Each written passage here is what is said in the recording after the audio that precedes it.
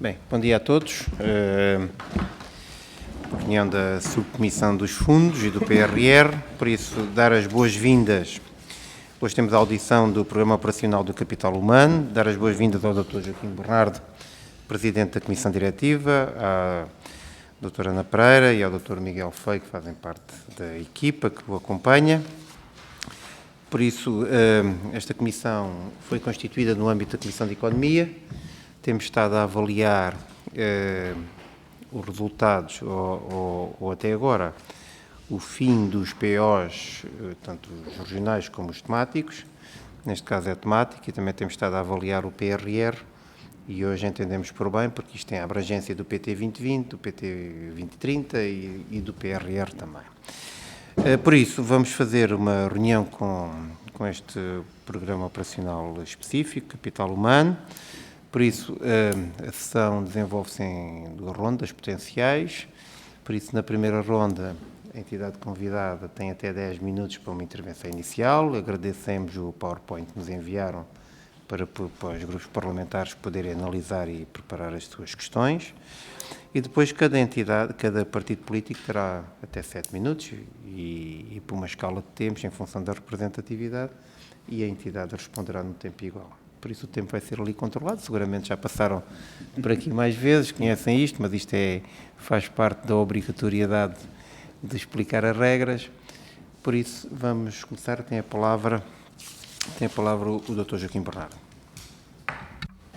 Muito bem, muito bom dia, Srs. Deputados, a todos, e agradecendo o convite. É um prazer estar aqui na Casa da Democracia e a procurar de forma obviamente muito sintética, também aos tempos disponíveis para esta pequena apresentação inicial, e depois aumento com toda a disponibilidade para procurar responder a todas as questões que o melhor que possa e sabe, e também com o apoio aqui dos meus colegas de PO que me acompanham nesta audição.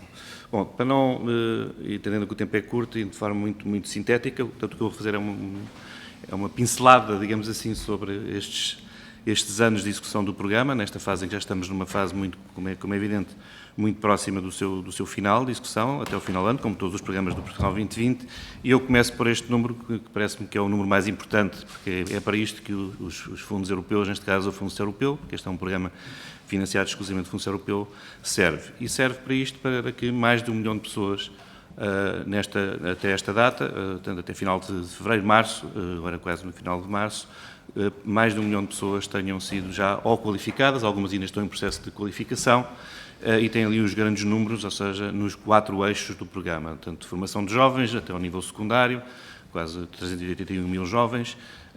No caso do ensino superior, que é um eixo que, com a reprogramação de 2018, nós deixamos praticamente financiar, mas ainda assim, porque essas elegibilidades passaram para outros programas operacionais do PT 2020, para termos maior margem de investimento na formação inicial de jovens e, sobretudo, na formação de adultos, e mais de 500 mil adultos também já apoiados na sua requalificação via, sobretudo, cursos de educação e formação de adultos e também via o apoio dos centros Qualifica que nós financiamos nas 3 regiões elegíveis ao programa, que, como sabem, que é Norte, Centro e Alentejo, com exceção no eixo 4 dos apoios que, na sequência da resposta ao Covid, demos em matéria de digitalização da educação, com os equipamentos e conectividade que foi financiada pelo programa. Tudo isto é suportado por estes grandes números, em termos de número de candidaturas, volume de investimento aprovado.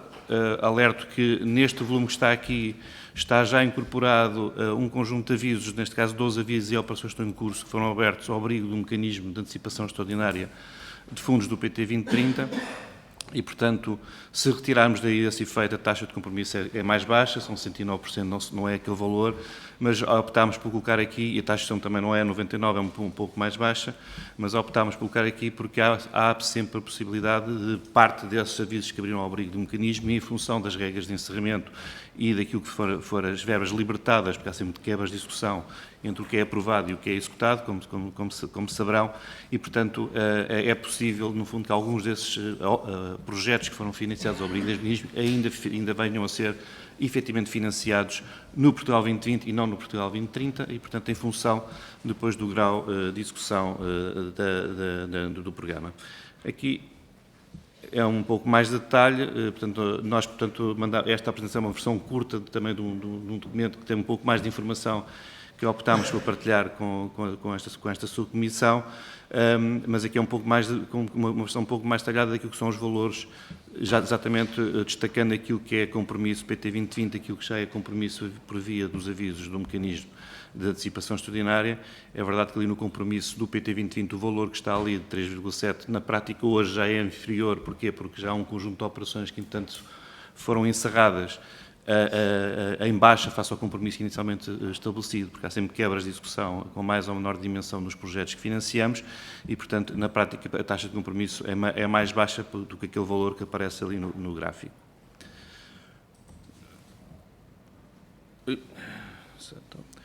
Depois, de forma... passei um, desculpa, peço desculpa. Depois, do ponto de vista dos grandes dados, nesta cadeia de quais foram as grandes realizações do programa, em termos de grandes números, neste caso, sobretudo, como é um programa vocacionado para a qualificação de pessoas e, sobretudo, para a formação de pessoas com percursos de formação longos, não é? Estamos a falar sempre de ofertas que este programa financiou de 2, 3 anos, no caso das bolsas de doutoramento ainda mais, e, portanto, é essa a área de intervenção deste programa, mesmo na formação de adultos, e, portanto, na área da formação inicial de jovens, nesta lógica de cadeia, principais realizações, tem ali os grandes números, tudo focalizado no apoio aos cursos profissionais, com mais de 300 mil jovens já apoiados, incluindo aqui já também os últimos anos letivos que financiámos ao abrigo do mecanismo de antecipação extraordinária que já referi. Os principais resultados em matéria de taxas de conclusão e de empregabilidade que apurámos até à data e face às metas que estavam definidas no texto do programa, em que estamos, em regra, acima já dessas metas.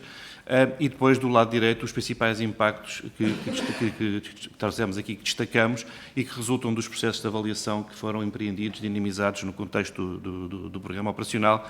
E depois, na sequência disso, quais são os desafios que destacámos e que, de alguma forma, estiveram também na base daquilo que foi a discussão e a preparação do Portugal 2030 nesta área e, em particular, do programa temático que vai suceder, ou que está a suceder a este, como sabem, que é o programa de demografia, qualificações e inclusão, e em que nós próprios também estivemos fortemente envolvidos nessa discussão técnica e preparação e discussão com a Comissão Europeia.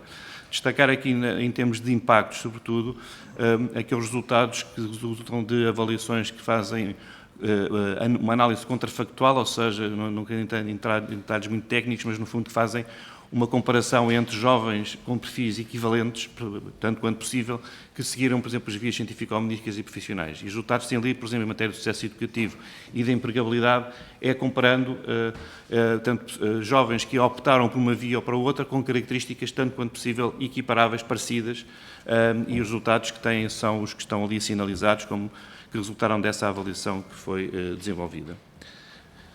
Na área do ensino superior, em que, como digo, nós basicamente financiamos esta área até ao final de 2018, de 2018 para cá, portanto 2019 para a frente, basicamente ficámos só a financiar o instrumento financeiro para apoio a estudantes que complementar às bolsas de ação social e, mais recentemente, algumas medidas e projetos que procuram responder até àquilo que ali os resultados refletem, que é níveis relativamente elevados digamos, apoiados nestas ofertas de ensino superior, nos TESPs, no ensino superior e nas bolsas de doutoramento, em que, no tempo próprio, estamos sempre a falar aqui de taxa de conclusão, ou seja, no tempo esperado que é suposto as pessoas concluírem as suas formações, que estão com níveis abaixo daquilo que eram as metas definidas e, portanto, isso também levou a que, mais recentemente, no contexto da última reprogramação e em resposta à situação do Covid, estamos a apoiar ainda alguns projetos nesta fase final do programa de promoção do sucesso e de uma maior articulação entre o ensino superior e também as vias especializantes para ter alguma maior capacidade de apoio nessa matéria.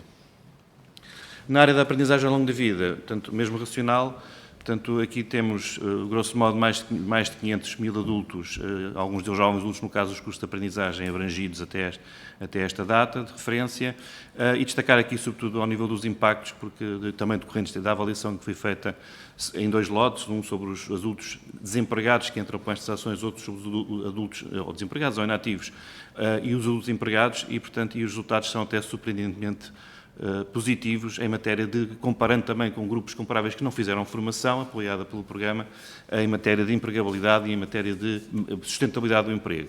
Onde é que eles são menos positivos, também não é surpresa, é nos salários. Aí, claramente, não se detectou um impacto relevante ou positivo, diferenciador entre quem fez formação e não formação, mas sim na capacidade de aceder ao emprego ou de manter esse emprego num ano após ter frequentado essa formação.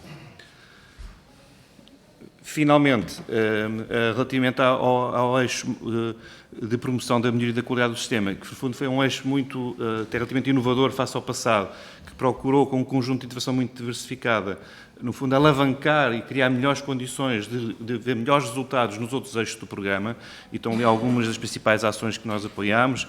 O Programa Nacional de Promoção do Sucesso Escolar, pelo menos até no seu arranque, até 2018, o alinhamento que as escolas profissionais, as escolas com ensino profissional, fizeram com o apoio do programa, com o sistema de promoção da qualidade e que se certificaram com o apoio do programa para se alinharem, a atualização que está em curso do catálogo. Portanto, há ali uma série de intervenções muito diversificadas que, no fundo, permitiram, e essas também são as evidências da avaliação, alavancar os resultados que depois foram atingidos nos outros eixos do programa. E pronto, era isto, de forma, e procurando cumprir o tempo, mais portanto, tudo isto está disponível no nosso site, as avaliações, os relatórios de aumento de execução anual, que, como sabem, é uma obrigação que temos que, todos os anos, que garantir. Nós temos um boletim informativo trimestral que publicamos, não só com números, mas com uma coisa que temos feito sempre no âmbito da nossa estratégia de comunicação, também com histórias de pessoas que foram apoiadas e que são casos de sucesso ilustrativos, procurando com isso evidenciar os resultados mais positivos, sabendo, como está também expresso nos desafios ali expressos, que há coisas que é preciso continuar a trabalhar, melhorar, reforçar, não está tudo de todo feito, e portanto é esse o balanço que gostaria aqui de... E agora aberto a todas as questões que os senhores deputados tenham. Muito obrigado.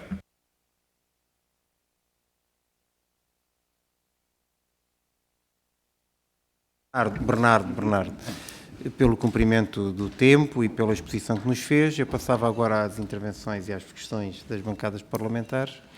Começava pelo grupo parlamentar do PSD. O Sr. Deputado António Topa Gomes tem a palavra. O máximo 7 minutos. Muito obrigado, Sr. Presidente, senhoras e senhores deputados e gestores do programa PO-CH. Muito obrigado pela vossa presença e pela vossa apresentação e pela informação enviada.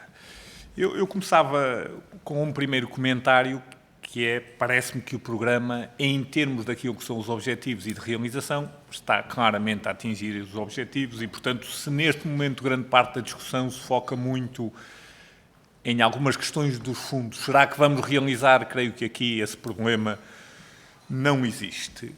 E eu começava também por dar os parabéns. Parece-me que os relatórios de execução anual estão completos e bem feitos e até com duas ferramentas interessantes, que é uma para os cidadãos e um relatório mais completo, que permite uma leitura mais executiva e, portanto, parece-me que essa informação é útil. Devo dizer que tinha, antes de vocês enviarem a vossa apresentação, lido o relatório de 2021 e que tem muita informação. Eu focaria as minhas perguntas num outro aspecto que me parece um aspecto, neste momento, decisivo para o país. Ou seja, nós não devíamos apenas estar a medir quantos formandos, quantas pessoas não desistiram da escola, quantos computadores temos, mas o que é que nós estamos a conseguir com esta mudança estratégica? E se pontualmente isso existe no vosso relatório, por exemplo, como é o caso da formação profissional, que tem dados sobre a empregabilidade, quando falamos, por exemplo, na formação de adultos, não vejo métrica nenhuma medição de que resultados isso teve. Aparece aqui nesta vossa apresentação algum dado, aparecem alguns dados, mas eu julgo que isso deve ser, neste momento, o principal objetivo de Portugal. E digo isto porque julgo que vocês conhecem um estudo do professor Fernando Alexandre, que diz que Portugal, apesar da clara melhoria das qualificações, não estamos a ter reflexos nisto na produtividade. E se durante anos dizíamos os países de leste crescem porque têm muito mais qualificação, nós estamos a fazer esse caminho e bem. Julgo que ninguém tem dúvida de hoje que ao nível das qualificações estamos muito melhor, mas a produtividade não tem tido qualquer reflexo. Ou muito pouco, para ser mais rigoroso. Segundo aspecto que acho que é preocupante, ainda ontem apareceu uma notícia que os jovens licenciados, apesar de continuarem a ter uma vantagem em termos de salário, o gap, a diferença salarial, tem crescido e hoje em dia começa a ser discutível em termos salariais puramente se vale a pena fazer isto ou não. E, portanto, eu gostava que uma estrutura de missão como a vossa, que é precisamente da avaliação do capital humano e não tanto dos indicadores de demos formação ou não, tivesse mais dados sobre isso.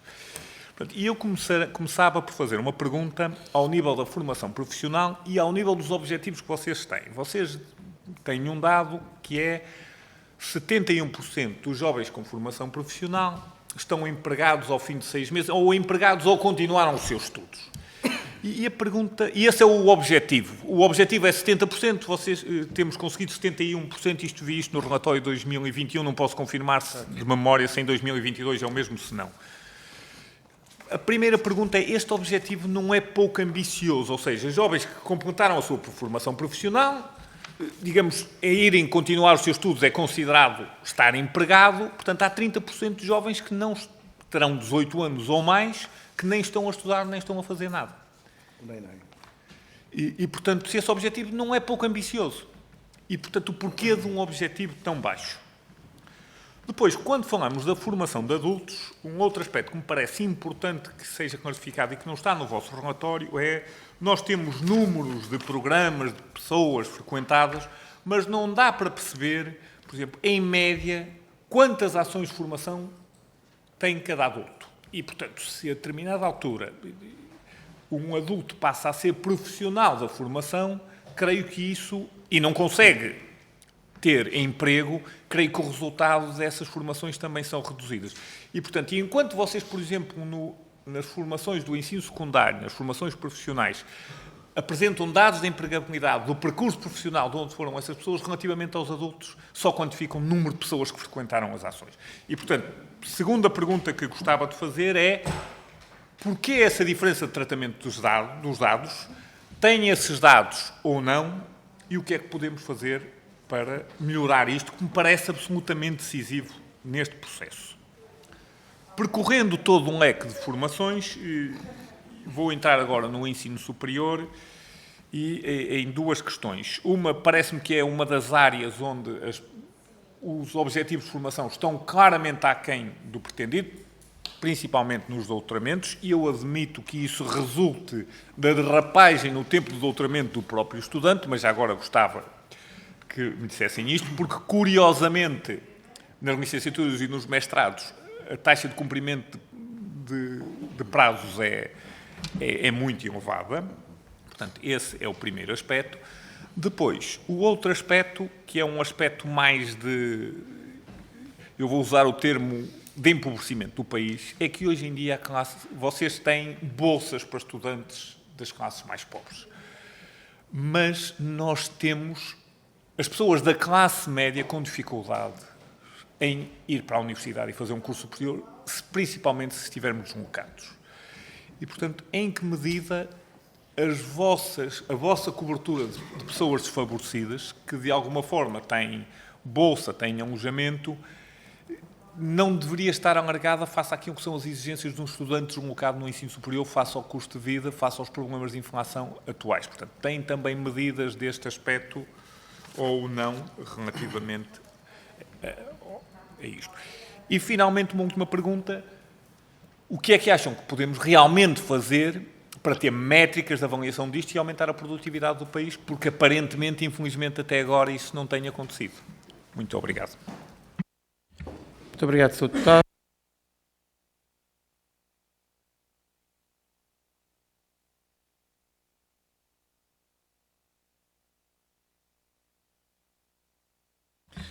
Então, procurando responder e depois, se houver aqui alguma coisa que os meus colegas possam ajudar, agradeço também. Possam lembrar de tudo, não ter tudo na cabeça, da minha cabeça e, portanto, do ponto de vista das questões fundamentais. Bom, primeira nota,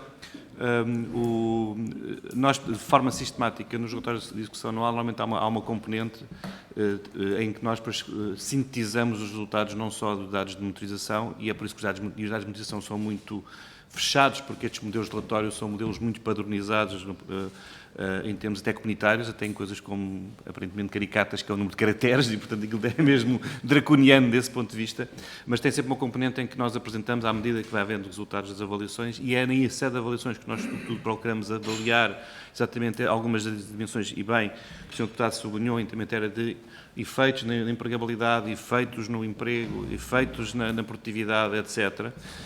E, por exemplo, só no caso da formação de adultos, era um dos dados que estava, aliás, na apresentação, ou que está na apresentação, que passou aqui a voltar para trás,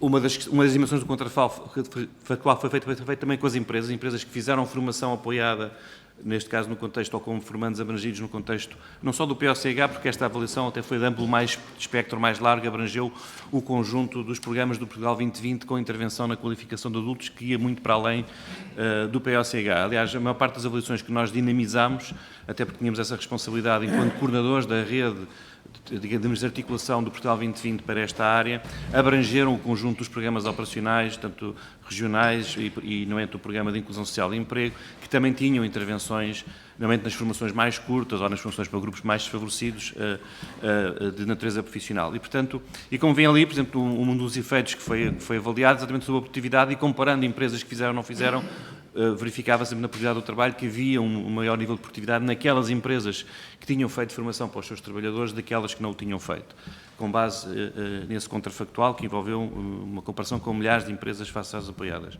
E a mesma questão nas questões da empregabilidade.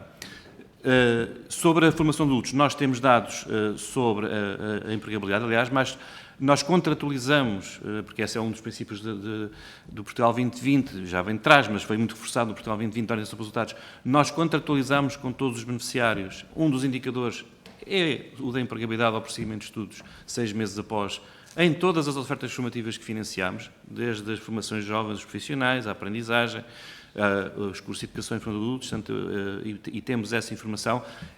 Ela apenas não surge nos relatórios anual de forma sistematizada, porque o que surge são aquilo que são os indicadores acordados e programados com a Comissão Europeia, mas essa informação existe disponível, até porque depois também há um indicador próprio do Fundo Social Europeu Comum que também implica medir essa empregabilidade pelo menos 2 vezes ao longo do período, e depois procurando responder à questão se 70 é muito ou é pouco. Portanto, essa é a questão, e porquê que é 70? Porque com a base, portanto, nós definimos as metas em função da base de quando temos por isso é que é a questão da base, quando partimos de um ponto de partida, e as evidências que tínhamos do ponto de partida é que 70% era uma meta ambiciosa face aos dados que tínhamos disponíveis a partir de processos de inquirição e outros que tinham sido feitos de forma variada em função das várias ofertas, as ofertas de formação. E, portanto, pode sempre olhar para aquela velha metáfora do copo meio vazio ou copo meio cheio, e, portanto, estamos a falar também de uma empregabilidade a muito curto prazo, porque isto é apenas 6 meses após a conclusão destas formações, e, portanto, e sabemos também, obviamente, que, por exemplo, nos adultos, e quanto menos qualificado nos adultos, que frequentam, por exemplo, os cursos de educação, são cursos muito longos, para adultos com muito baixas qualificações, e também temos esses dados, que é quanto mais baixa é a qualificação, maior é a dificuldade, mesmo com esse processo de longa formação, de ter taxas mais elevadas de sucesso ou de empregabilidade após essa formação, quando eles partem de uma situação de desemprego. Agora, o que é facto é que, e esse é o dado que a avaliação nos consegue dar, fazendo esta análise contrafactual, é que quando comparamos um adulto nas mesmas condições que fez ou não fez formação, isso faz a diferença. E isso é um dado relevante, sem prejuízo de haver trabalho que é preciso reforçar, melhorar, de melhor articulação daquilo que é a oferta formativa, e por isso está ali nos desafios entre aquilo que é a oferta formativa e as necessidades do mercado de trabalho.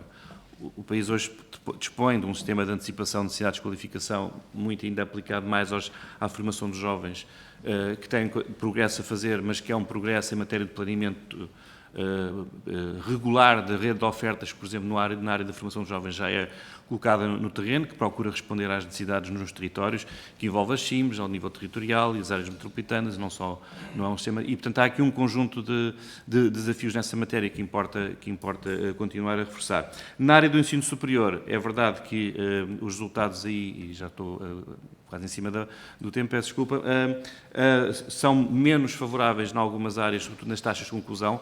Uma parte disso explica-se pelos tempos. É o caso dos doutoramentos. Os doutoramentos são processos muito longos de formação, em que muitas vezes há interrupções, embora essas interrupções sejam deduzidas porque as pessoas têm filhos, ou porque adoecem, ou por outra razão qualquer.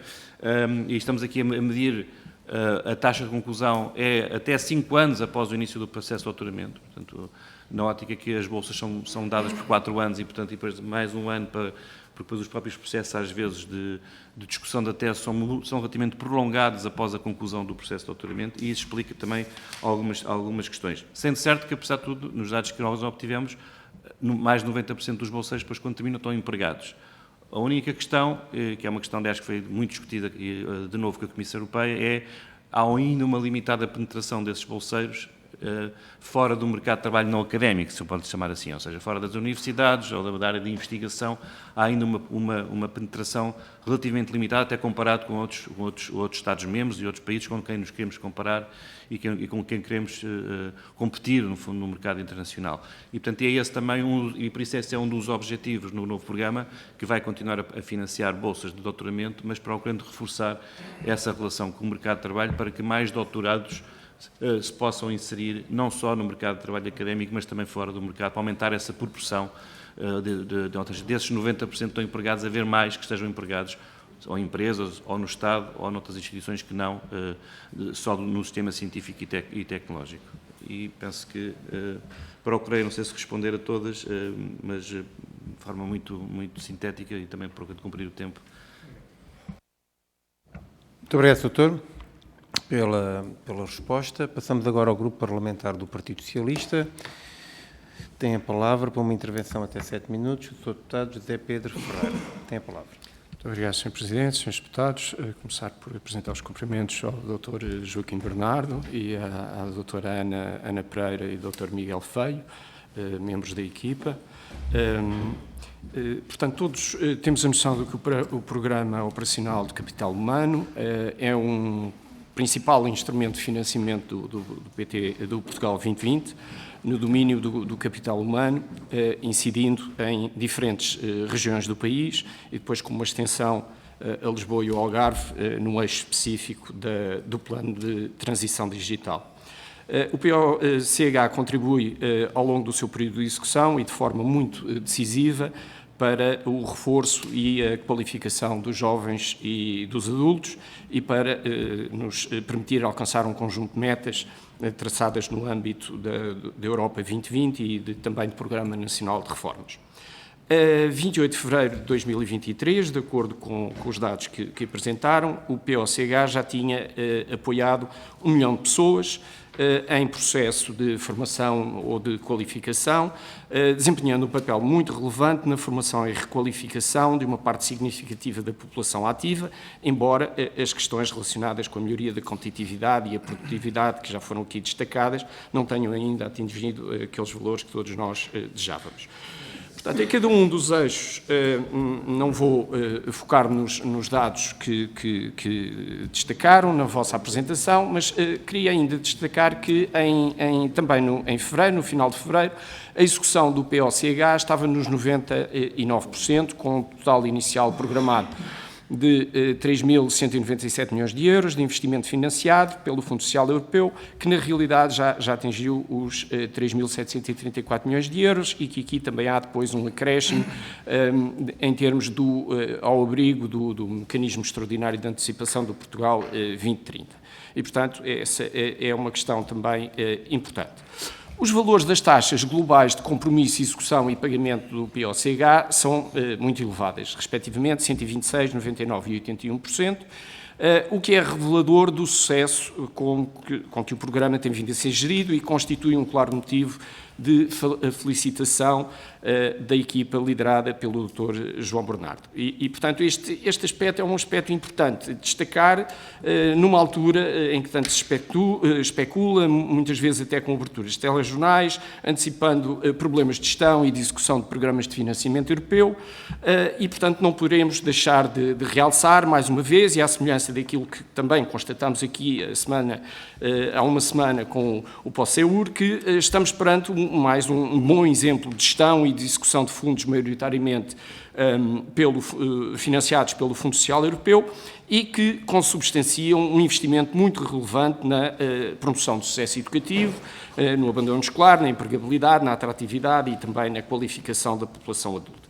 E estes são vetores fundamentais para reforçar o crescimento e o desenvolvimento do país.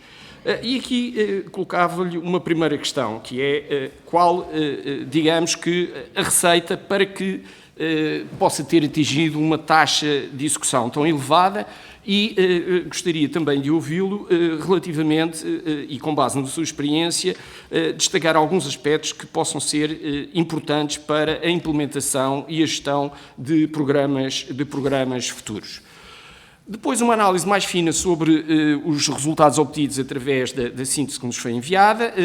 Verificamos que o eixo 1 e o eixo 4 são aqueles que apresentam taxas de compromisso, execução e de pagamento mais elevadas e que o eixo 3, a aprendizagem, qualificação ao longo da vida e reforço em empregabilidade, é o que apresenta uma taxa de execução ligeiramente mais baixa. A aprendizagem e a qualificação ao longo da vida constituem áreas de intervenção prioritária e, portanto, havia um montante de cerca de 719 milhões de euros que apoiaram 555 mil adultos neste processo de reconhecimento, validação e certificação de novas competências. No entanto, este eixo apresentou valores de compromisso, execução e pagamento de 110%, 79% e 73%. E, portanto, sendo os valores globais os mais baixos dentro de todos os eixos. E aqui o que eu gostaria era que nos pudesse esclarecer quanto aos motivos pelos quais se verificou uma taxa mais baixa de execução face aos restantes eixos, e quais as razões que poderão também, em sua opinião, contribuir para explicar esta maior dificuldade de execução verificada nestas medidas, embora, se compararmos os dados de 2022 com os dados do relatório de 2021, dezembro de 2021, que já foi aqui, portanto, referenciado, verificou-se que houve uma melhoria considerável dessas taxas de execução, que na altura estavam a cerca de 50% e agora estão acima dos 70%. Apesar de, globalmente, se apresentarem taxas de execução e de pagamento mais elevadas nos eixos 2 e 4, apresentam-se ainda alguns indicadores de execução muito baixa. E um deles, que salta aqui aos olhos de todos, é esta questão da taxa de execução do CRI 2 relativamente ao pós-Covid. E eu aqui gostaria de saber o que é que se passou com este indicador. E relativamente a esta questão, se não tendo havido possibilidade de o executar numa percentagem tão baixa, se, portanto, as verbas que estavam afetas poderão ser transferidas em termos de outros vetores a financiar. Por último, e no que diz respeito ainda ao eixo 4, há igualmente um indicador com baixa execução, nomeadamente aquela que tem a ver com a formação de docentes e outros agentes de educação e formação, que ronda os 25%. E gostava de saber, sendo esta também um vetor tão importante e que hoje em dia até está em grande discussão no contexto da sociedade, quais as razões que explicariam um nível de execução tão baixo e que medidas é que foram ou estão a ser implementadas para recuperar estes valores. E para já ficaria por aqui. Muito obrigado. Muito obrigado, Sr. Deputado José Pedro Ferreira. Para responder, até 7 minutos, Sr. Joaquim Bernardo. Muito bem. Agradecendo as perguntas e também o conhecimento do trabalho feito, vou procurar responder de forma muito telegráfica às várias questões que colocou, relativamente às diferentes níveis de execução, em alguns eixos ou em algumas tipologias específicas do programa. Já agora, primeiro, uma nota que tem a ver com a questão fazendo a ponte com as questões anteriores, com as questões da relação com a produtividade, com a competitividade, com questões salariais, e, portanto,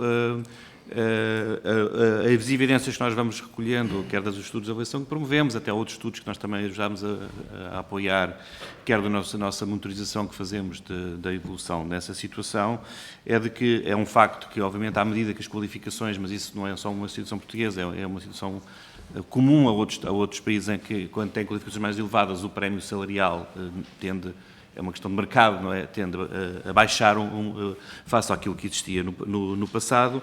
Isto, basicamente, é muito variável também em função do tipo de qualificações que estamos a falar e, portanto, é muito diversificado também desse ponto de vista, mas ainda assim Portugal continua a ser dos países em que, para usar aqui uma expressão que aqui há uns anos houve numa campanha a propósito da iniciativa Novas Oportunidades, aprender compensa, ou seja, em que o prémio salarial por se ter ou não ter qualificações de nível superior ainda continua a ser dos mais elevados na média da OCDE ou na média dos países. A passagem para as questões da produtividade, como vimos na avaliação, até demonstra algum impacto positivo, mas aí, obviamente, há outros fatores que ultrapassam aquilo que é a capacidade do sistema formativo, que tem a ver com a gestão das empresas, com a organização, etc., e com o próprio contexto internacional de concorrência que explica algumas dificuldades que o país tem sentido ao longo dos anos em descolar, digamos assim, em termos de níveis de produtividade, apesar de todo o esforço que tem feito em matéria de reforço da qualificação do seu capital humano ao longo dos anos. Em termos das questões que colocou sobre os aspectos qual é a receita?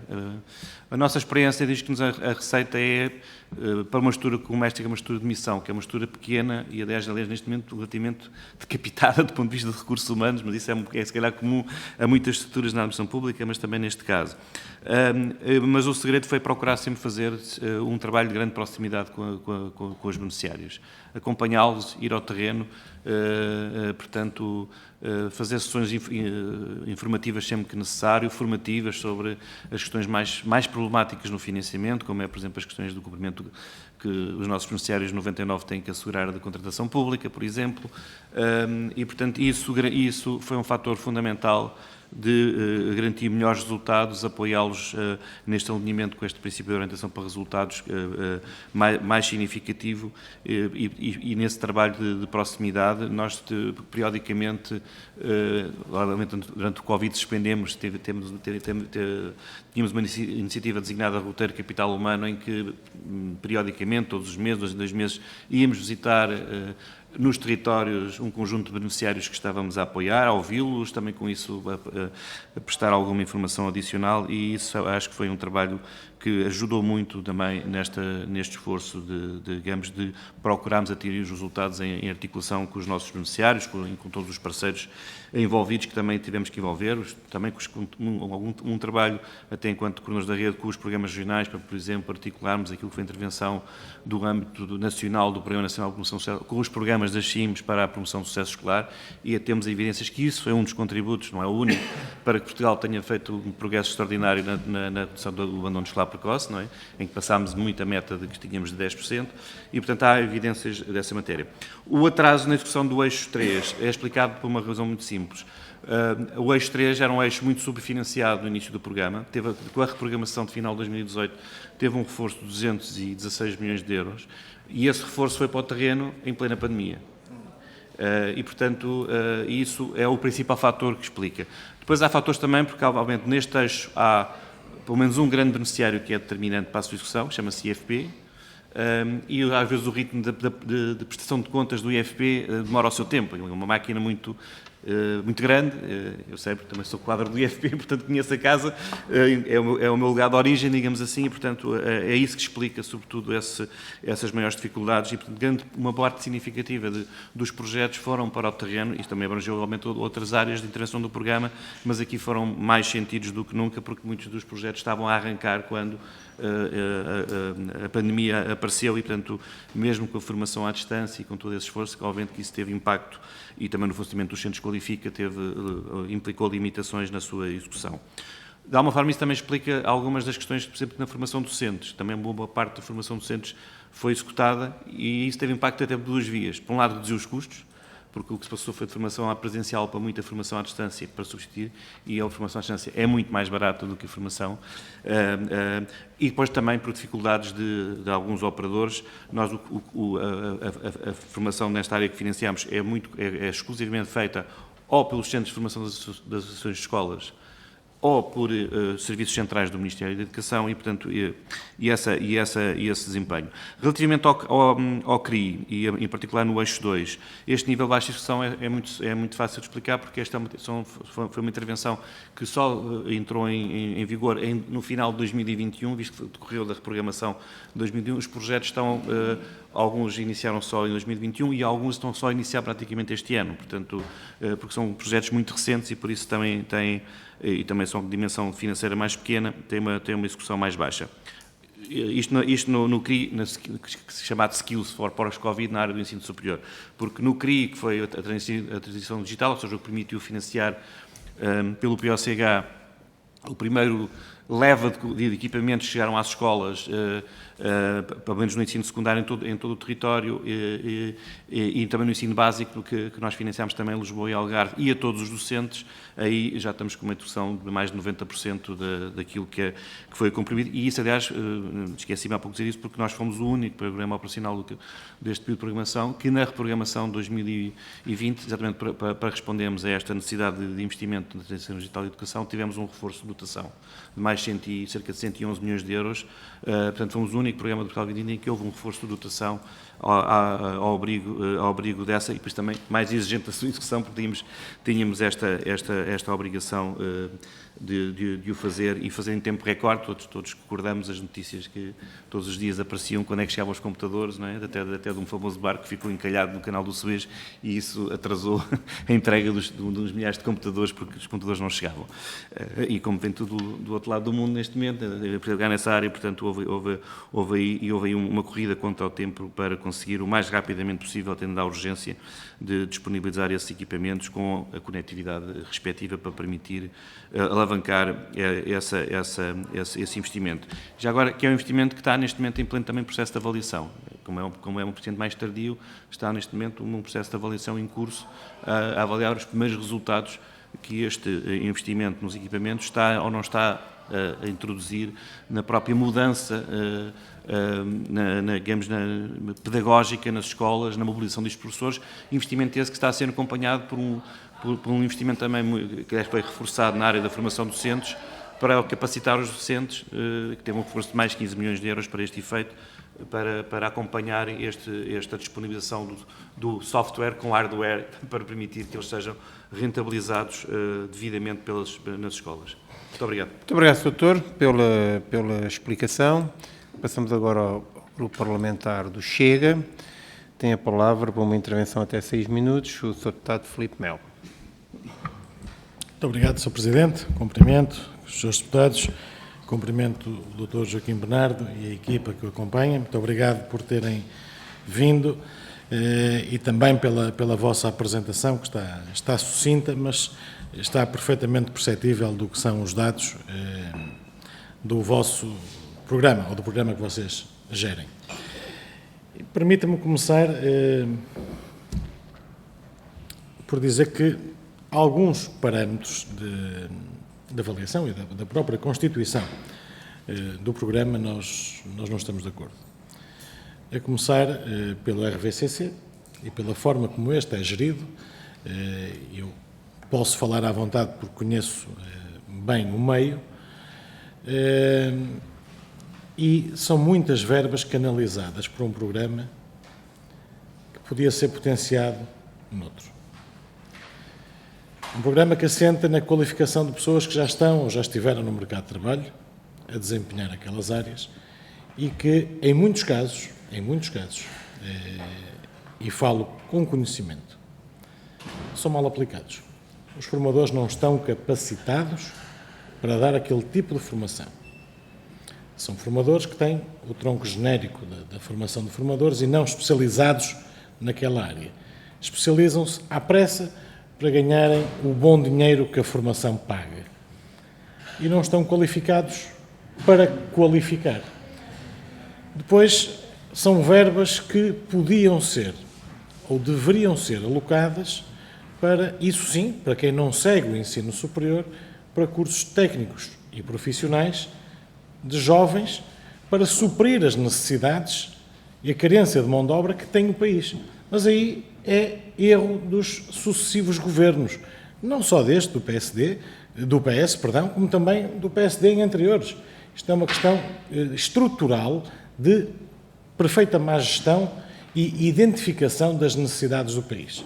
E quando eu ouço os governantes atuais dizerem que o país precisa muito de mão de obra qualificada, não qualificada, e que temos que abrir a porta a não sei quantos mil estrangeiros porque o país não tem, por deficiência estrutural dos sucessivos governos, que não fazem as apostas certas nas pessoas certas e nas áreas que são necessárias. Portanto, devia haver, isto é uma ideia nossa já de há muito tempo, devia haver reuniões conjuntas com o Governo, com as escolas, com os empregadores, com a Associação de Reitores Portugueses e perceberem o que é que o mercado nacional precisa e onde é que o ensino pode e deve colaborar e tentar formar os futuros quadros que o país necessita. E quando digo quadros, não digo quadros superiores, digo os quadros intermédios e os profissionais técnicos. Não se vê, há uma carência enorme, e o Sr. sabe, de eletricistas, de picheleiros, de canalizadores. O país não tem. E quando nós pensamos que isso são profissões de baixa qualificação, não são. Não são. Porque não é qualquer pessoa que exerce o trabalho de eletricista. Isto são cursos profissionais que devem ser apostados. É o futuro do país que está em causa. Há muitos jovens que não querem ou não têm aptidão para seguir o ensino superior. Então vamos apostar neles, vamos dar a esses jovens a possibilidade de se formarem, de se qualificarem em áreas que gostam e que o país vai necessitar. Depois, outra questão que nos parece fundamental. Se o país não formar grandes quadros, e aí já estou a passar para o ensino superior, como é que nós vamos assegurar o futuro do país? Quem é que segue um programa de doutoramento com famílias constituídas a ganhar o que ganha na bolsa da FCT? Quem é que sobrevive com aquele valor? É que não é só a vida pessoal. Aquele valor serve para a vida pessoal e para a vida académica, para os gastos que tem na vida académica. E as bolsas da FCT de doutoramento estão nos 2.000 e poucos euros. Quem é que consegue constituir uma família, pagar casa e todas as despesas inerentes e os estudos? O doutor sabe que um doutoramento sai muito caro, são 4 anos muito caros. Quem é que consegue com aquele valor? Portanto, as pessoas têm que optar ou seguem pela via do doutoramento, ou então ficam com mestrado e vão para o mercado de trabalho porque não conseguem constituir família com a bolsa que têm. Portanto, o país está a dizer, basicamente, que não queremos doutorados. Ao pagarem estas bolsas, não queremos. Ou há uma aposta forte, efetivamente, na formação de grandes quadros, ou então vamos perdê-los. E o mesmo se passa com as licenciaturas. Há muita gente no nosso país que, infelizmente, e eu presenciei vários casos, há muitos anos atrás, é verdade, mas quando eu estava na universidade, eu via colegas meus com grande capacidade a desistirem dos estudos porque não podiam. Estavam deslocados, tinham que pagar renda, tinham que pagar transporte, alojamento e a propina. E os pais não conseguiam pagar. Então, se o Governo diz que, muito bem, gratuitidade das creches, gratuitidade do ensino até o 12º ano, então, gratuitidade das licenciaturas. Vamos a isso. Vamos formar. Vamos acompanhar o crescimento dos outros países. Ou vamos ficar sempre lá no fundo, em todos os índices, em todos os rankings? Se nós não apostarmos no futuro, se não apostarmos na qualificação dos nossos jovens, este país está condenado ao abismo. Está lá muito próximo, mas ainda não está lá. E a única forma de o salvar é apostar na qualificação, é apostar nos nossos jovens, é dar-lhes um futuro. E se não investirmos nisto, não vamos ter futuro garantidamente. Outra questão que eu lhe queria colocar, e vou terminar, Sr. Presidente, já estou fora de tempo, mas é uma questão muito rápida. O INE diz que em 2022, final de 2022, tínhamos 314 mil desempregados.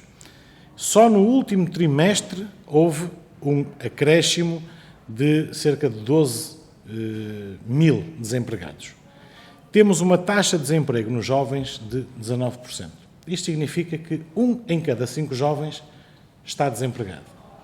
Alguma coisa aqui está a falhar. Se se investe milhões nestes programas, que nós subscrevemos, deve-se investir, onde é que está o retorno disto? Onde é que está a ligação com o tecido empresarial para que as pessoas possam sair dos seus graus de ensino e ter colocação? Nós não conseguimos conceber. Pois, naturalmente, que os grandes quadros que saem das universidades, muito obrigado, Sr. Presidente, vão para o estrangeiro. Porque em Portugal não tem condições para eles. Muito obrigado. Muito obrigado, Sr. Deputado Filipe Melo. Para a resposta, dou a palavra ao Sr. Presidente Joaquim Bernardo. Muito obrigado, Máximo 6 minutos. Muito obrigado, Sr. Deputado, pelas perguntas.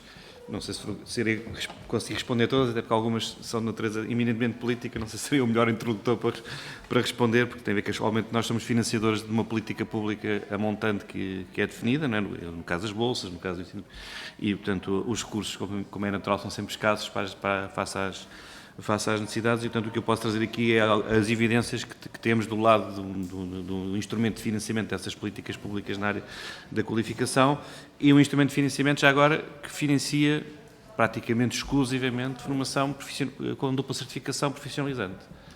O que o POCH financia em todas as suas ofertas é, em regra, formação que tem certificação escolar, para quem precisa dela, e também certificação profissional, seja nos jovens, seja nos adultos, e dentro dessa lógica, aquilo que nós financiamos procura, com base no trabalho das entidades formadoras, há certamente déficits na área da formação de formadores, nós também, acho que foi por isso que tínhamos uma linha de financiamento para esse efeito e que foi mobilizada para reforçar essa capacitação e essa atualização que é necessária dos nossos formadores que estão no terreno e que dão essa formação.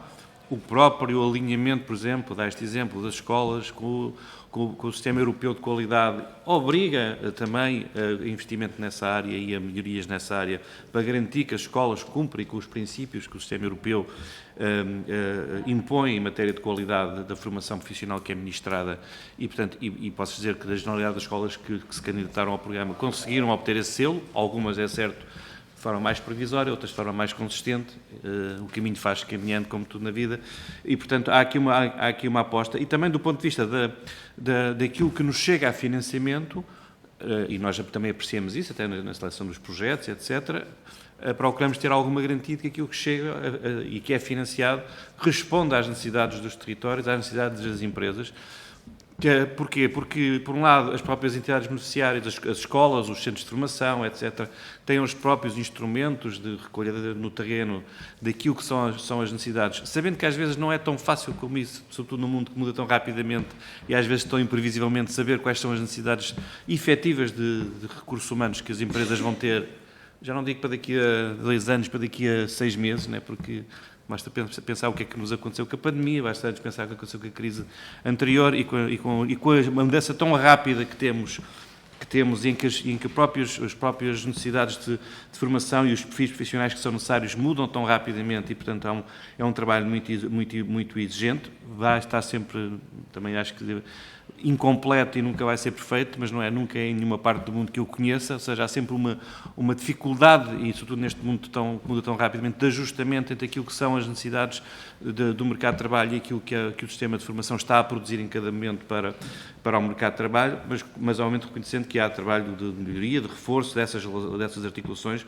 Recordo que todas estas formações que nós financiamos têm sempre uma formação em contexto real de trabalho, nas empresas ou noutros empregadores, e, portanto, para exatamente permitir alavancar essa empregabilidade, sendo certo que nós temos ainda algumas dificuldades e por isso nós também fizemos algum apoio, por exemplo, até em coisas como campanhas de informação ou de divulgação do ensino profissional, da formação para os adultos, porque nós temos ainda alguma resistência, sobretudo em algumas áreas profissionais que até sabemos que têm grande saída, por exemplo, dos eletricistas, há áreas profissionais que sabemos que há escassez de mão de obra, mas há uma grande dificuldade em atração de pessoas para essas áreas, enquanto que outras, pelo contrário, há uma grande procura, não é? Porque tem uma percepção, às vezes, até já errada do que é que são essas áreas profissionais e, portanto, das próprias famílias, quando estamos a falar de formação de jovens, e, portanto, há aqui algumas resistências e que se procuram combater com mais e melhor informação, demonstrando que essas formações, para já, muitas vezes, esses profissionais já não têm nada a ver com aqueles profissionais que se têm de memória histórica, digamos assim, já têm hoje um nível de tecnicidade que é muito diferente do que era o perfil tradicional dessas profissões, mas, por outro lado, um esforço também nessa matéria. Relativamente à questão das bolsas, e aos valores das bolsas, eu tenho só uma evidência também para partilhar aqui, porque o que nos chega normalmente é que o dinheiro que existe é pouco para a quantidade de candidatos que se candidatam às bolsas e, portanto, nomeadamente nas bolsas de formação avançada e também nas bolsas de ação do ensino superior. E nesta já agora sublinhar uma dimensão, que é conscientes que as bolsas de ação social têm critérios, e até acho que, se a memória não me falha, foram recentemente até reforçadas por este Governo, mas sabendo que, apesar de tudo, tem critérios de acesso relativamente restritivos em matéria de rendimento das famílias, e foi por isso que o instrumento financeiro foi criado, quase um instrumento que permite empréstimos a estudantes do ensino superior que assim o entendam fazer com condições mais favoráveis, porque tem uma garantia que é prestada pelo Estado, neste caso com o apoio do Fundo Social Europeu, se for para estudar numa região elegível ao programa, ou seja, ao norte, Centro e Alentejo, no Instituto de Ensino Superior. E a ideia exatamente desse instrumento financeiro é que pudesse servir até de complemento, muitas vezes, ou para aqueles potenciais que podiam ter, que não conseguem chegar à Bolsa, mas por uma pequena diferença não conseguem aceder à Bolsa ou têm valores de Bolsa mais baixos pelos níveis de rendimento que têm, mas que ainda assim esse empréstimo podia ser um fator adicional. O balanço que temos desse instrumento, infelizmente, é que ele não conseguiu ter a adesão que desde logo porque ele tem um conjunto de regras muito exigente, a banca teve alguma resistência, para ser muito honesto, a aderir. Nós só tivemos, neste momento, a adesão de dois bancos, dois grandes bancos, que foi a Caixa Geral de Depósito e essa linha de crédito, mas as condições, as exigências que os próprios fundos exigem em matéria depois de reporte de informação, de transparência, de prestação de contas, portanto, é algo que não é um produto e esse instrumento que foi lançado com 10 milhões de euros para alavancar muito mais em termos de apoio, teve uma adesão até à data de cerca de 250, apenas um pouco mais de um terço desse valor e abrangeu cerca de 1.300 alunos que pediram empréstimos e que estão com empréstimos ao abrigo deste mecanismo mais favorável, que tem um sistema de garantia mútua que permite, no fundo, até em caso de default, que as instituições tenham maior segurança e que não sejam tão penalizadas que em caso de default, embora os casos de default também que temos registro historicamente são marginais, são muito pequenos nessa. Mas isto para dizer que, no fundo, há aqui um instrumento que foi criado para tentar complementar até as bolsas, para permitir, no caso do ensino superior, alavancar, e o efeito das duas coisas também produziu um dado, não é? E também o aumento dos custos técnicos profissionais, que nós financiámos na fase inicial, que é aquilo que era, mais uma vez, uma meta que no início da desprogramação se achava que era impossível, que era nós chegámos a 40% da população jovem entre os 30 e 34 anos com o ensino superior e não só atingimos, como até superámos essa meta, como conseguimos fazer na meta do combate ao abandono. Muito obrigado. Muito obrigado, Dr. Passamos agora a uma segunda ronda. Eu tenho inscrito, para já, o Sr. Deputado Jorge Salgueiro Mendes, do Grupo Parlamentar do PSD. A regra na segunda ronda são intervenções até 2 minutos e depois há uma resposta final no somatório dos tempos. Sr. Deputado, tem a palavra. Muito obrigado, Sr. Presidente. Cumprimentar a equipa do PLCH e os colegas. Sr. Doutor, no PT, quando da elaboração do PT 2020, o Governo, em funções na altura, do PSD-CDS, foi acusado de várias vezes de usar os fundos europeus como uma estratégia de desorçamentação face aos constrangimentos orçamentais da época. E os municípios foram usados, como nós o apelidámos na altura, de barrigas de aluguer, neste caso do Ministério da Educação, para alguns programas. Um deles foi o combate ao abandono escolar, a promoção do sucesso escolar e também o reforço da rede de psicólogos do serviço da SPO nas escolas via municípios. O que é facto é que o sucesso, pelo menos dos dois programas, é notório, como os vossos elementos também atestam, e, portanto, dadas as dificuldades financeiras, realmente esta solução de financiamento produziu os seus resultados. E a questão que lhe coloco, eu sei que é uma inquietação de muitos municípios, é o PT 2020 garante a continuidade destas políticas, ou seja, o financiamento pelos fundos europeus PT 2030 destas políticas, ou vai sobrar para os municípios nos próximos anos. A segunda questão tem a ver com as escolas profissionais e o ensino profissional. Eu sei que muitas escolas profissionais gostariam de, para além da formação que lecionam neste momento, também passar a uma fase seguinte, que são formações de curta duração, mais direcionadas para o tecido económico e social local, que não o podem fazer, dado que não têm financiamento da União Europeia no PT 2020. No PT 2030 está assegurada esta pretensão ou continua a ser vedada essa possibilidade às escolas profissionais, contrariamente àquilo que acontece com o Instituto de Emprego e Formação Profissional? Por último, só duas observações. Como 99% de execução, 81% de pagamentos. Há atraso nos pagamentos ou estamos em um processo de validação que é muito normal neste programa. E, por último, só uma retificação àquilo que disse o Sr. Deputado Filipe Melo, em relação ao Qualifica RVCC. Eu acho que quer os Qualifica, quer os processos de RVCC anteriores, tiveram e têm excelentes formadores. A maior parte deles são professores profissionais, com muitos anos de experiência, e quando não existem técnicos especializados, eles geralmente são contratados, às vezes com expensas próprias dos centros Qualifica, que nem sempre têm as verbas majoradas para esse efeito. Mas eu creio que é uma matéria que não devemos questionar, para já. É só, muito obrigado. Muito obrigado, Sr. Deputado. Passava agora a palavra ao Sr. Deputado José Pedro Ferreira, do Grupo Parlamentar do Partido Socialista. Uma intervenção até 2 minutos. Tem a palavra, Sr. Deputado. Muito obrigado, Sr. Presidente.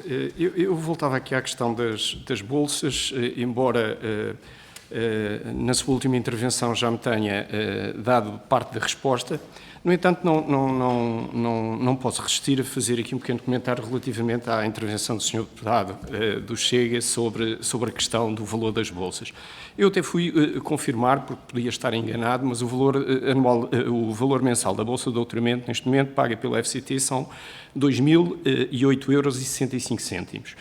E, portanto, a este valor acresce, este valor é um valor isento de impostos, acresce a gratuitidade das propinas, porque as propinas são pagas pela Fundação, e há ainda subsídios de deslocação, participação em congressos, viagens, etc. E, portanto, num país, sabemos que Portugal não é um país rico, e, portanto, num país com as características que temos, este valor é um valor que me parece bastante equilibrado e, curiosamente, também seria importante fazer um paralelismo, por exemplo, entre este valor e o valor base do salário de um professor auxiliar de carreira, para se perceber de que esse valor é um valor muito aproximado. E, portanto, não é algo de deitar fora, como aqui foi mencionado. No entanto, eu até aceitaria que o Sr. Deputado tivesse questionado o número de bolsas. E sim, todos nós temos a noção que quanto mais bolsas houver, melhor. No entanto, o Sr. Presidente também já referiu a questão da limitação orçamental. Mas, voltando à questão que eu lhe queria colocar, tem exatamente a ver com essa baixa execução desse instrumento de financiamento. Já nos explicou porquê e, portanto, eu gostaria só de perceber se esta menor atratividade que foi verificada verificada na execução do projeto, ou na execução desta rúbrica, teve alguma coisa a ver com algo que mencionou no início da sua apresentação, também que tem a ver com o facto de se estar a preparar um outro programa que envolve uma outra abordagem em termos do financiamento na área das bolsas de doutoramento. Ou seja, constatou-se que realmente esta ferramenta que foi criada não foi popular, não foi atrativa, não gerou aquilo que era a procura que todos nós desejávamos e se isso, portanto, esteve na base da tomada de decisão. Muito obrigado. Muito obrigado, Sr. Deputado. Sr. Presidente. Sr. Deputado Filipe Melo também pediu a palavra para uma intervenção até 2 minutos da bancada do Chega. Tem a palavra, Sr. Deputado. Muito obrigado, Sr. Presidente. Eu confesso que não ia pedir a palavra, até porque o Sr. Dr. Joaquim Bernardo foi bastante esclarecedor às minhas questões na primeira ronda, mas não posso deixar passar o que disseram os seus deputados, tanto do PSD como do PS. Em relação ao Sr. Deputado Jorge Mendes, disse que ia fazer uma correção ao que eu disse. Sr. Deputado, eu agradeço a sua boa vontade, mas o senhor pode acrescentar algo, agora, corrigir uma coisa que eu sei que estou a dizer, não me parece que seja o termo correto e desafio posteriormente a falar-lhe nisto e tenho alguns casos para lhe falar que eu conheço, bastantes. O Sr. Deputado do Partido Socialista diz que as propinas são gratuitas no doutoramento, com certeza que são. Subsídios de locação, é verdade. Portugal não é um país rico. Ora bem, é verdade. É verdade. Agora, isto vindo de um socialista, a mim choca-me. Ainda por cima, quando o senhor fala comparativamente ao salário de um professor auxiliar. Os senhores deviam ter vergonha em falar em professores. Depois do que nós assistimos no país, deviam ter vergonha. Ainda virem aqui falar em professores. Ó, Sr. Deputado, haja dó. O senhor frequentou o ensino superior. Sabe que além... Então sabe com certeza que além dessas locações e das propinas que o senhor fala, sabe quanto é que se gasta em livros? Quanto é que se gasta em fotocópias? Muito mais num doutoramento. Muito mais num doutoramento. Gasta-se centenas de euros por mês. Portanto, eu volto a dizer, se queremos formar, mas eu já vi, isto é típico do socialismo, não querem formar grandes quadros. Não querem. Não querem. Se quisessem, investiam e não vinham aqui dizer que 2.000 euros é muito bom, é o salário de um professor. Vamos investir na qualificação do nosso país. Nós queremos um país qualificado. Nós queremos os nossos jovens qualificados. Nós não queremos os nossos jovens dependentes do socialismo. Muito obrigado, Sr. Presidente. Muito obrigado, Sr. Deputado Filipe Melo. Eu passava agora a palavra ao Sr. Joaquim Bernardo para uma intervenção final, com o desafio de poder responder. Eu ali no Chega, confesso, não ouvi nenhuma pergunta suplementar, houve um comentário a deputados, por isso, mas mesmo assim são 6 minutos para a intervenção final. Tem a palavra, Sr. Vou tentar responder, se possível não esgotar, ainda tem meia adiantada a hora, e portanto podemos, para ninguém desfalecer. De forma muito sintética, bom, relativamente às questões até mais agora orientadas já para o futuro, para o novo programa e também atendendo a que, como disse, na intervenção inicial estivemos muito envolvidos nessa discussão, nessa preparação, na discussão do acordo de parceria, nesta área, na discussão e na discussão com a Comissão Europeia e depois também ao nível da programação do novo programa temático do Fundo Social Europeu que vai suceder a este e que vai integrar também o programa de inclusão social e emprego e ainda o programa de apoio aos mais carenciados, que era um fundo autónomo que agora foi integrado neste período de programação, por isso agora se chama Fundo Social Europeu mais, não é que tenha mais dinheiro, é só porque tem mais elegibilidades, mas o dinheiro até é menos, mas isto é os paradoxos às vezes das coisas em termos europeus. E, portanto, respondendo ali ao Sr. Deputado do PSD, sim, os apoios que referiu estão todos, basicamente, em todos previstos de alguma continuidade no PT 2030, nesta articulação em que o programa temático vai financiar, sobretudo, as políticas de âmbito mais nacional, ou pelo menos, como, por exemplo, as escolas TAPE, que, aliás, eram financiadas regionais e que agora passam a ser financiadas pelo programa temático e depois, complementarmente, nós estamos a financiar já, até por antecipação, o plano de recuperação das aprendizagens. Nestes 2 anos letivos estamos a financiar essa componente que também está na programação do 2030 e, portanto, ao abrigo de um mecanismo de antecipação. e depois, nos regionais, na área mais da educação, tudo o que é apoios específicos ligados aos programas de combate ao abandono que as CIMs desenvolveram e, portanto, a avaliação que foi feita foi muito positiva até nesta articulação entre a intervenção, e eu andei muito no terreno a discutir com as CIMs até isso, nessa altura, e a fronteira de financiamento, o que é que era financiado no âmbito do programa nacional e no âmbito dos programas regionais, para que procurasse que esse financiamento fosse complementar, e isso foi assegurado globalmente, com esses os dados que temos, nesta ótica que nós financiamos aquilo que são as intervenções, ou usar esta imagem, em sala de aula, ou seja, dentro da lógica, dentro da escola, e tudo o que era intervenções mais de contexto mais de comunidade educativa, de apoios complementares. Então eram os programas de combate ao abandono das CIMs e das áreas metropolitanas e das autarquias que complementavam com recursos adicionais. Reforçámos no programa LCH, e existe alguma continuidade desse financiamento também no novo programa temático, para continuar este reforço da rede de serviços de psicologia e orientação, com uma dupla preocupação. Por um lado, garantir que os alunos continuam a ter o apoio psicopedagógico que necessitam, para com isso garantir melhores resultados em matéria de sucesso escolar e sustentar esses resultados.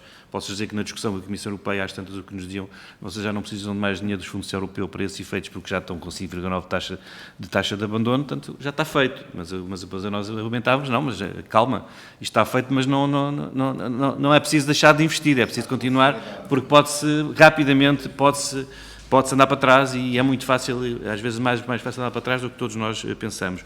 O mesmo, aliás, com as bolsas de doutoramento, curiosamente, porque as bolsas de doutoramento foi das questões mais difíceis de negociação com a Comissão Europeia, com uma grande resistência ao financiamento das bolsas de doutoramento neste período de programação, até com o argumento que Portugal, para a sua dimensão económica e para o seu contexto económico, já tem, não digo doutorados a mais, mas doutorados QB. Portanto, esta é um bocadinho uma caricatura, mas e a discussão foi das áreas mais difíceis de discussão e de negociação quase até ao fim, no âmbito do novo programa temático que vai financiar, e mesmo assim com uma série de condicionantes em matéria de mínimo de bolsas de ambiente não académico. Vamos ter que assegurar que só podemos financiar pelo menos 50% das bolsas que vamos financiar no novo programa temático. Tem que ser informações de doutoramento em ambiente não académico, com entidades não académicas, não só com a academia, por exemplo. E, portanto, aqui um grau de exigência muito grande relativamente a isso. Relativamente ao instrumento financeiro, para além das razões que eu já também referi, há também, obviamente, um dado. O instrumento financeiro também acabou por ir para o terreno, também em momento de pandemia, e isso também não ajudou, obviamente, porque, por exemplo, uma boa parte das necessidades de financiamento tem a ver com necessidades, por exemplo, de alojamento, que em pandemia, como as pessoas ficaram em casa, portanto, baixaram muito, pelo menos temporariamente, e que agora estão a ser retomadas. Isso também foi um dos fatores que também nos foi identificado pelo Banco de Fomento, que é a entidade que tem utilizado connosco este instrumento financeiro, para que essa adesão tenha sido menor. Houve algum esforço de divulgação, eventualmente não foi tão grande como nós gostaríamos, desse instrumento, que também não terá chegado, nem sempre terá chegado essa informação. E depois, em alguns bancos também, porque alguns bancos já têm este instrumento como instrumento de negócio. Portanto, o caso mais que eu conheço, ou que me dizem mais em par, é o caso do Banco Santander, que nunca quis, porque já tem uma tradição nesta área, e é uma área de negócio que não quiseram entrar, porque já tem esse negócio como negócio da sua própria atividade bancária normal, digamos assim, e não se interessaram por aderir a este instrumento. Como digo, que a ideia era de ser um instrumento complementar face às bolsas da ação social. E com isto ainda sobre o doutoramento, só para terem uma ideia, o valor que nós temos programado no programa temático de demografia para as bolsas é menos de um terço daquilo que foram as necessidades identificadas pela FCT como necessidades de financiamento para o período de programação. Só para termos uma ideia do que é que estamos a falar, e foi isso que a Comissão Europeia nos permitiu lá colocar. Porque, como digo no início da discussão, basicamente o que nos disse é, para nós, isso não é uma prioridade do investimento do Fundo Europeu, até também por uma razão que tem a ver com isto, que é, neste período de programação, que já vinha do anterior, mas aqui ainda mais reforçado, nós tínhamos que pelo menos afetar 25% de todo o Fundo Europeu a intervenções na área da inclusão social. e, portanto, e apoios nessa área para grupos mais desfavorecidos. E, portanto, isso também obrigou aqui a alguma ginástica e algum esforço, aliás, também que levou grande discussão na programação. Por exemplo, algumas intervenções que foram programadas nessa área, porque se entendeu que contribuam para a inclusão social. Por exemplo, os cursos de educação para adultos foram programados como instrumento de apoio à inclusão, visto que abrangem, sobretudo, adultos com muito baixas qualificações, por vezes como inferior ao anterior primeiro ciclo do ensino básico e às vezes até menos do que isso. Uma última nota agora, já só para terminar mesmo, sobre os centros Qualifica, para chamar a atenção por duas coisas. Os centros Qualifica, e é assim que nós os entendemos e o nosso financiamento, são muito mais do que o processo RBCC. Portanto, o papel deles, até hoje em dia, até o processo RBCC, até na sua atividade, até hoje não é a sua atividade maioritária, digamos assim. O seu papel fundamental são serem os centros de porta de entrada, de reinserção de adultos no sistema de formação.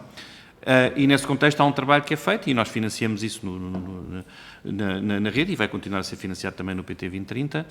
Nós financiamos os formadores que eles necessitam para fazer os processos de orientação e os processos de reconhecimento propriamente ditos. Mas hoje em dia os centros funcionam sobretudo como uma porta de entrada e como interface entre as pessoas, as próprias empresas e as entidades formadoras, procurando orientar e dar respostas que sejam o mais adequadas possíveis às necessidades daquela pessoa em termos de formação, qualificação e também ao território onde os centros, e por isso eles têm uma dimensão territorial muito relevante, estão organizados por essas áreas territoriais onde estão inseridos. E peço desculpa se calhar um bocadinho mais, mas apesar de isto normalmente é assim, quando se promete que se fala menos é quando se fala demais. Geralmente é assim.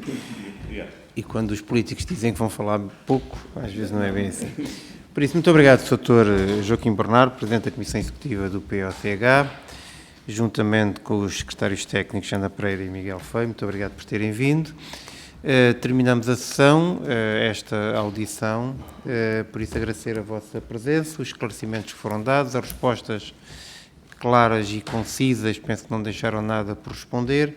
A única que pode acontecer em função à complexidade do assunto é, eventualmente, alguns grupos parlamentares possam ter uma questão suplementar que, obviamente, fazendo chegar aqui à Comissão, nós poderemos enverdar para depois o programa operacional poder responder, dada a importância destas matérias, da qualificação e do aproveitamento das verbas do Fundo Social Europeu. Por isso, uma dúvida qualquer, eu não digo isto muitas vezes no fim das sessões, mas eu acho, nesta matéria, eu acho que é importante.